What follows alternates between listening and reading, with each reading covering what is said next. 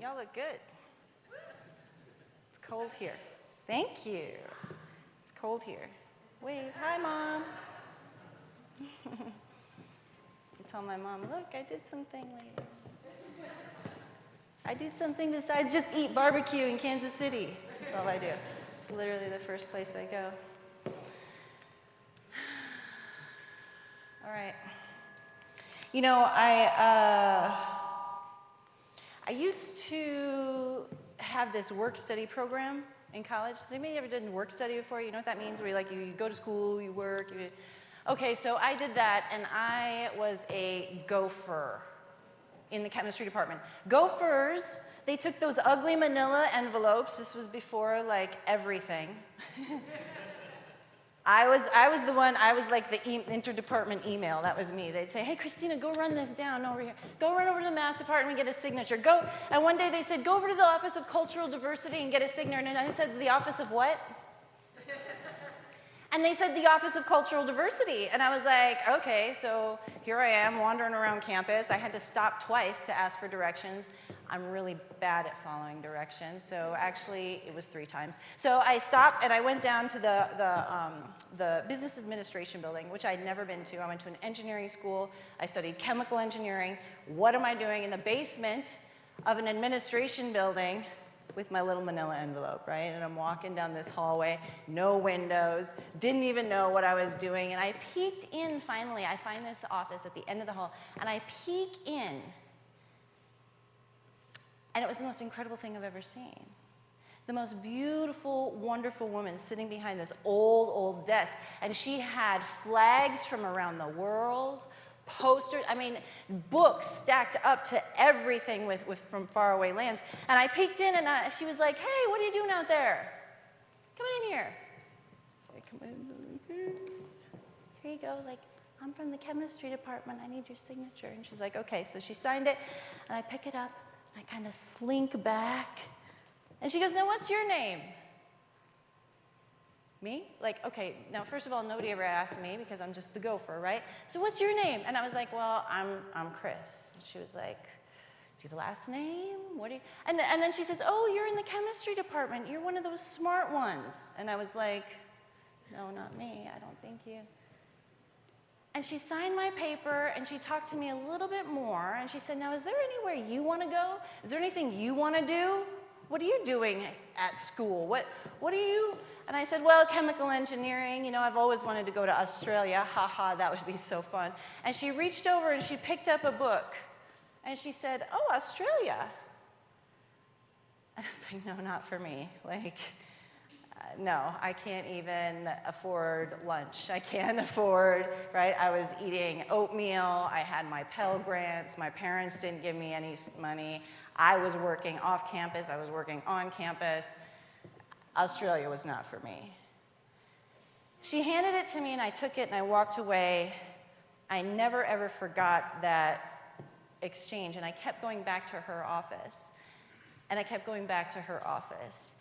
And a year later, 6 months after that, another 6 months goes by, and I did actually end up, with her help, going to Australia and studying in the rainforest for 5 weeks. My degree's in ecology and environmental sciences, even though I was studying chemical engineering.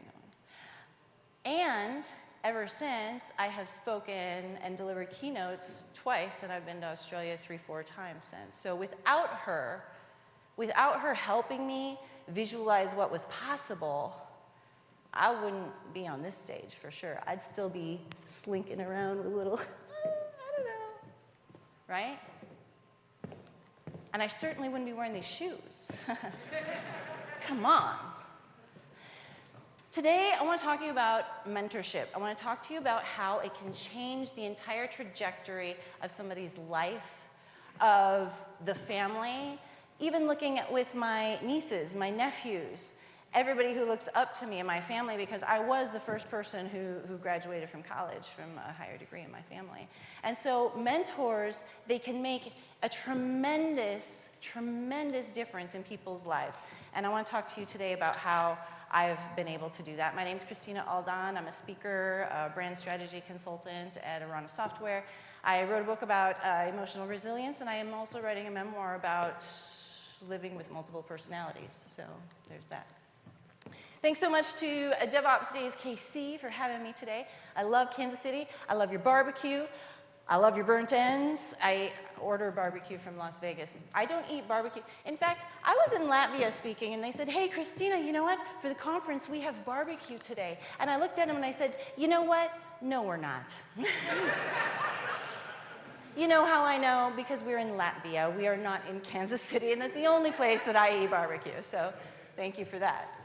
Experiences are the sum total of who we are, but not of what we can become. This was my first mentor, Betty Chavis. She changed my life just by believing in me and helping me imagine what was possible. And so mentors, you know, it's a two-way street. Mentors and mentees, it's a two-way street. You both learn. And so I really want you to understand that when we build mentorship into an organization, into a company, or even as an individual, you can really, really help yourself and help the other people. You create a more caring, diverse, supportive environment. And, you know, I'm from Sin City, Las Vegas, so let's talk about the 4 deadly sins of mentorship. When we have programs, I've seen this at organizations that are nonprofits or at companies. Maybe some of you have experienced some of this at your organizations. We have some really great results in the company. All of these benefits will help strengthen your teams and really help improve the success at your organization. Mentors, they teach work experience, onboarding new hires. They can help a lot with things that we don't usually learn in school, things that we don't usually learn at home, right? So mentors act simply as guides. It's anybody who has the experience that you want. That's really it. You don't have to be a coach. You don't have to be a therapist. You're not a parent, anything like that. It's just somebody who has experience. And because of that, it can be somebody of the same age, of the same industry, of different age, of different gender. It's just about the experience and sharing experience. So what? Why would you want to mentor others? Well, these are some benefits that have helped me. They help me stay relevant because, you know, I'm hanging out with the young kids coming in every now and then they're telling me all the interesting things that they're interested in lately. Helps me stay relevant. Also, I talk to people all around the world, and so I get to understand and learn what's going on in their part of the world. Emotional intelligence. Who's heard of emotional intelligence here? You know what I love about this is that every single hand raises now when I say that, and 10 years ago when I said that, only a few people did. So I just asked that question because these days just it expands your network as well. It reinforces the skills that I already know. Have you ever heard this phrase? We teach best what we need to learn, right? So when we reinforce skills, as we teach our mentees, it helps us. And it's also very fulfilling as well. Does anybody have any other experience to add that maybe you've experienced as a mentor? I was talking to Dwan last night. We were talking, and apparently he's a big deal. I didn't know that. But he was like, so, yeah, mentorship is important. I said, oh, yeah, do you mentor? And he was like, then I looked at his YouTube channel, and I was like, oh, yeah, never mind. So, you know, it's very, very fulfilling. Giving back into the community and doing that kind of work is very fulfilling. As a mentee, you can gain practical advice. You can learn the ins and the outs and the nuance of things that people don't usually talk about in office politics, right? You can also expand your network, helping get jobs, things like that. Improve your communication, and you get direction and focus for mentees. So I really want everybody here to expand your vision of what mentorship is. A lot of times, traditionally, people say, you know what, go pick 3 mentors, follow them, and just do exactly what they say. Have you heard that before? Just do whatever, because they made it, and you follow their path. And I really want you to expand that view, because mentorship can come in a lot of different ways. And then you just use your own discernment to take what you can use and throw away the rest, right? So you can meet for once a quarter for a cup of coffee, right? It could just be, hey, I have a very specific question. You can follow people on social media, right? like Duan's 53,000 followers on YouTube. You can get mentorship from somebody sharing your experience on a social media platform or by reading. You can also send them a quick DM. Be very, very specific about your DM. However, I got this from Taylor Desson. If you don't follow his podcast, or Taylor, he's amazing.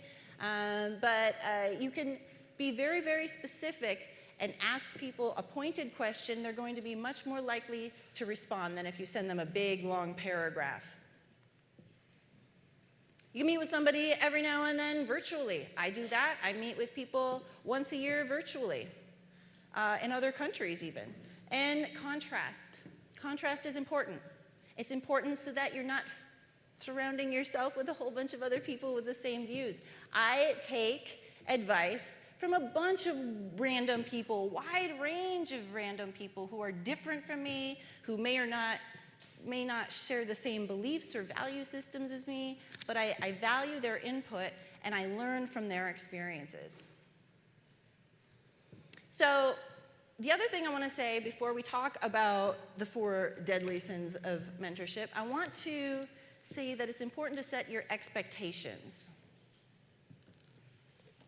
So if you have a functional, ongoing mentorship, I sign contracts with my mentees. I say, all right, look, you want to negotiate a raise. I think I can help you with that in the next 4 months. We're going to do this, this, this. Here's the process. Here's how you're going to do it. They sign it. This is what I can expect. This is what you can expect. And then we know when the mentorship has concluded and when it has succeeded. Okay, if you're just helping people and answering questions one by one, that's a different kind of mentorship, right? It's not that you're working on an acute problem that you want to solve. Sometimes it's more aggressive, sometimes it's less. But make sure that those expectations are clear so you know when the mentorship has succeeded, you know what you're getting out of it, you know what they're getting out of it. Okay, so let's talk about it.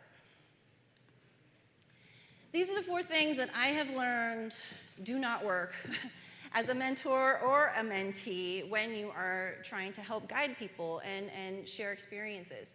So the first thing is using guilt or shame. So we don't learn when we're feeling shameful. We're not taking in information. I'm the neurosciences behavioral lady, so we talk about how there are certain neurotransmitters that happen that make us receptive to taking in new information. In fact, we're at a biological and physiological disadvantage because our amygdala gets the signal first whenever any kind of sensory input comes in.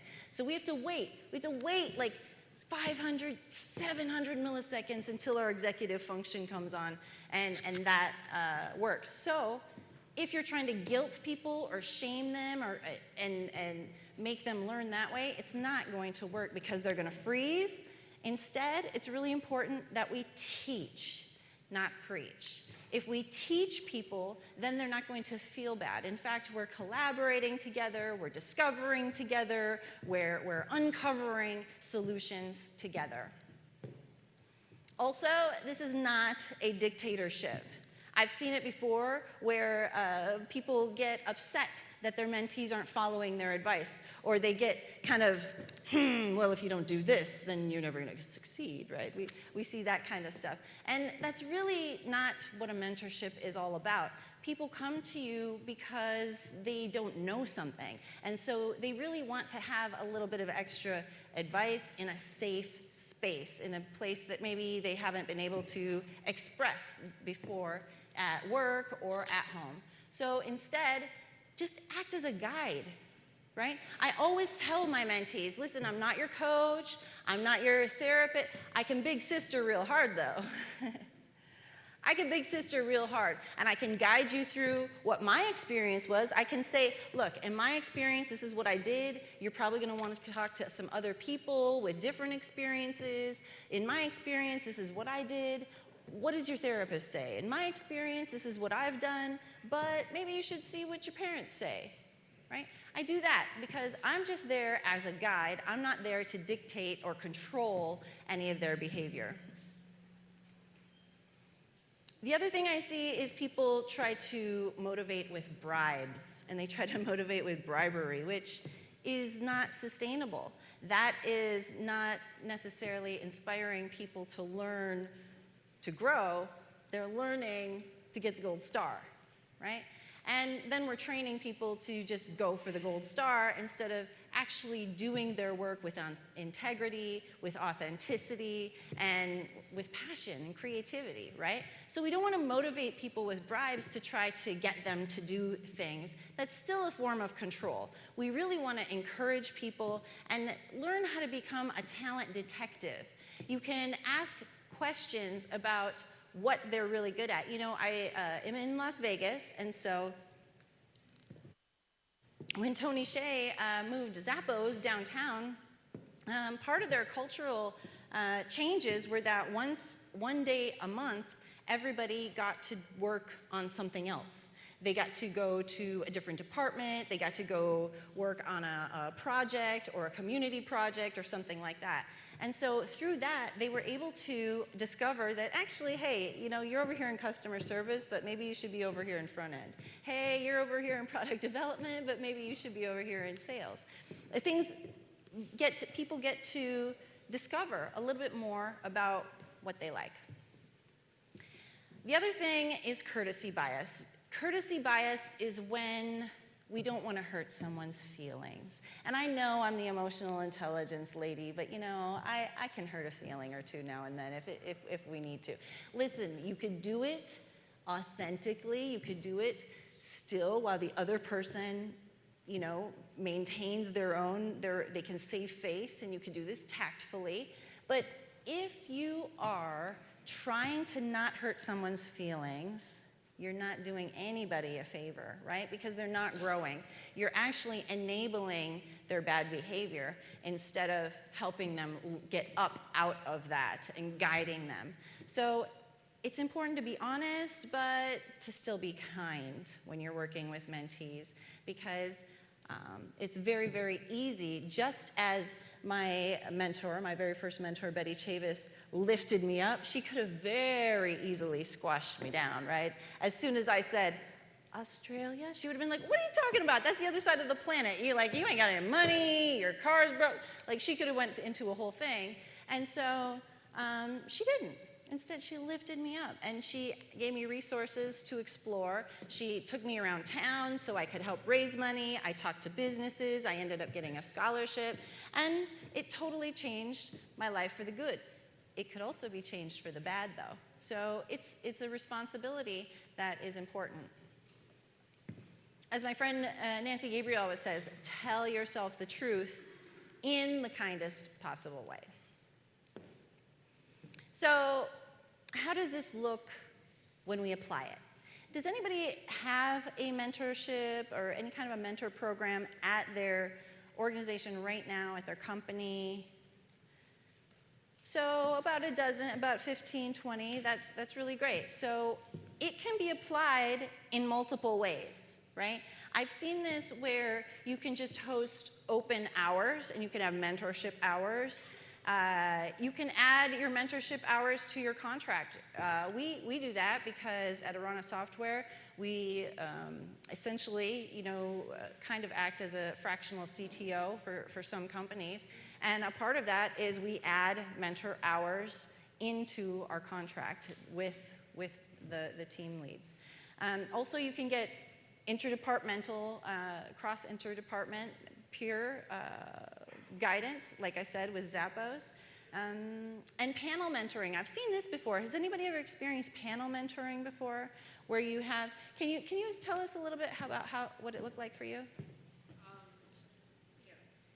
I was more on the panel than actually doing it, and so it was kind of like people would come up with questions, and we would just kind of give advice like live. Right, so, okay, got it. So people would come up with questions, and then the panel would give advice to people as, yeah, okay. So does anybody else, have they had mentoring applied in a different way? Have you seen it in a different application that you want to share with everybody?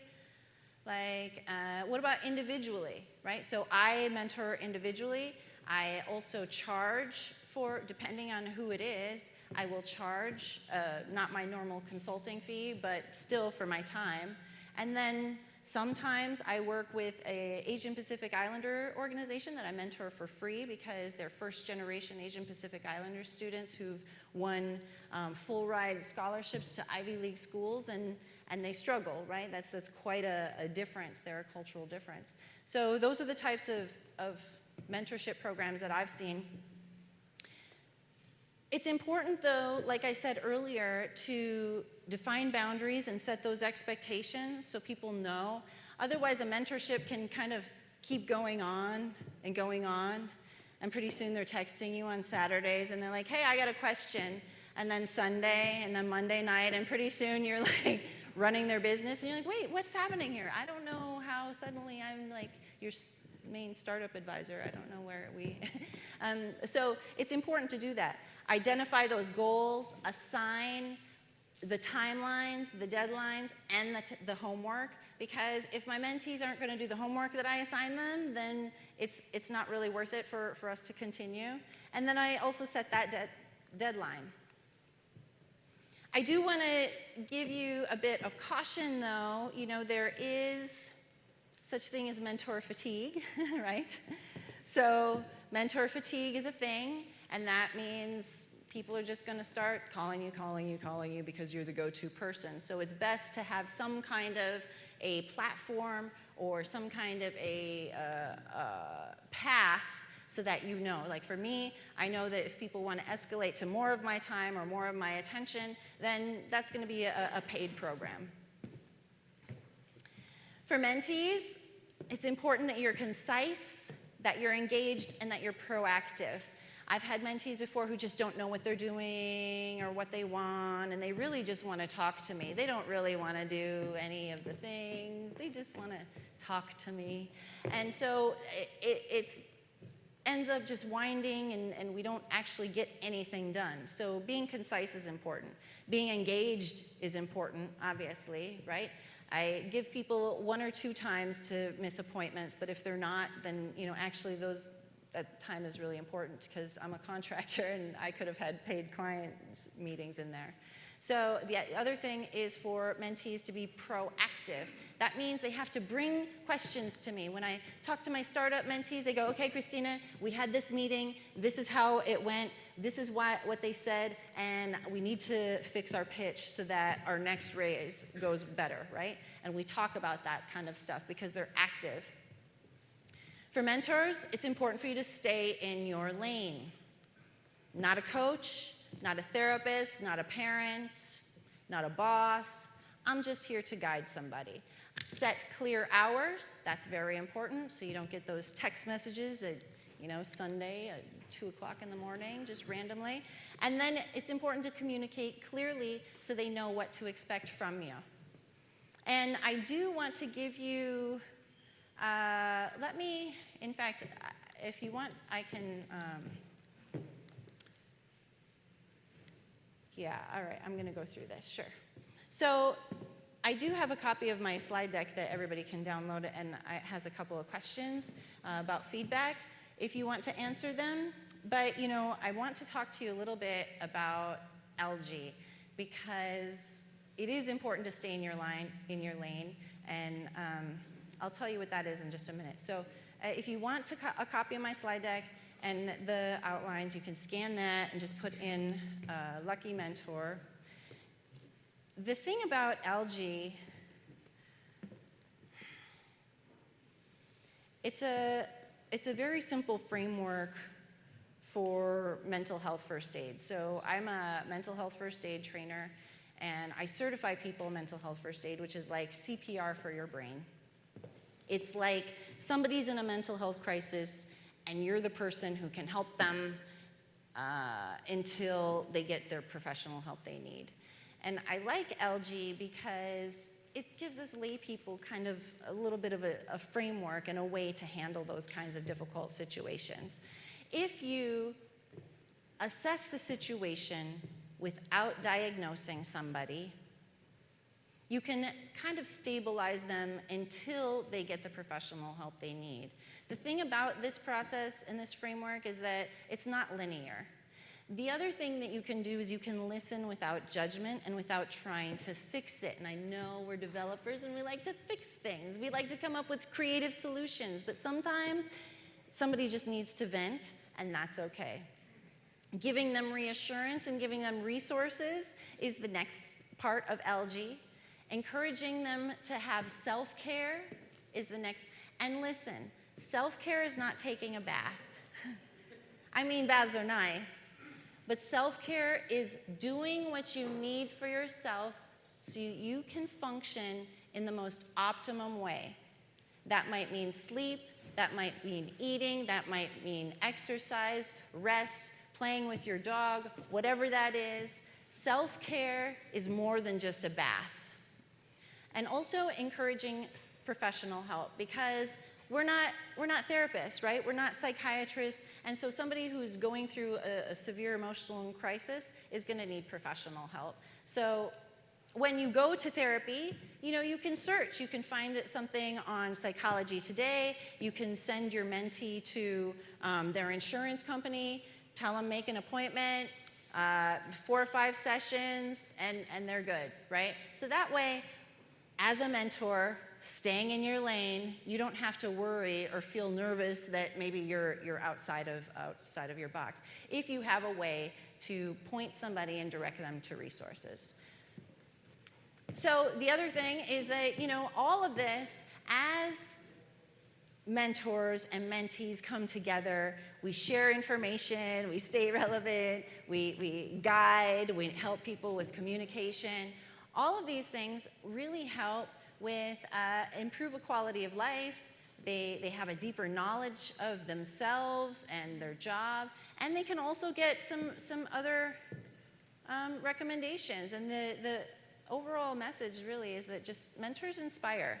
So if you want to mentor and you've just kind of been thinking about it a little bit, feel free to contact me and I'll help you structure that, because I think mentorship is such an important thing, especially in our industry, for bringing up people and helping people transition into the industry. So thank you so much. If anybody has any questions, I'm going to be here for the rest of the conference.